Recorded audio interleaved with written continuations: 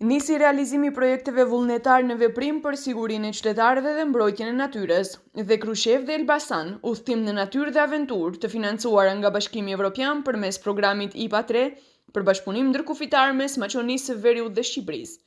Këto projekte promovojnë zhvillim rajonal të qëndrueshëm, mbrojtje të mjedisit dhe siguri të komunitetit, ndërsa forcojnë bashkëpunimin brenda dhe nëpërmjet komuniteteve lokale për te kufirit. Common economic challenges, environmental protection and social inclusion. These are vital for EU integration and regional development. This is what the EU cross-border programs are all about, together fostering trust and solidarity, supporting balanced development and strengthening the European identity and unity.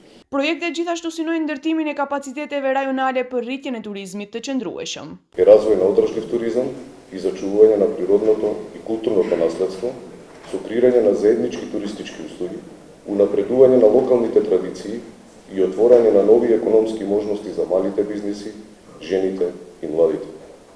На овој начин создаваме модерен, одрашлив туристички производ кој ќе спојува природата, културата.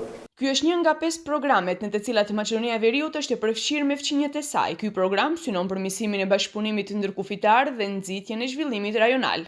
They create safer spaces for families, expand opportunities for young people, and open new economic pathways that will continue to shape and strengthen our border communities along the projects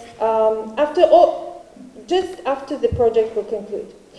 As public institutions, we have the duty to champion intervention and turn ideas into lasting public initiatives that would elevate. Shuma totale e këtyre projekteve është më shumë se 1.6 milion euro. Paketa e financimit nga Bashkimi Evropian në vlerë prej 12 milion eurove është dizajnuar për të mbështetur projekte që promovojnë rritjen ekonomike, qëndrueshmërinë mjedisore dhe integrimin shoqëror në të dy vendet.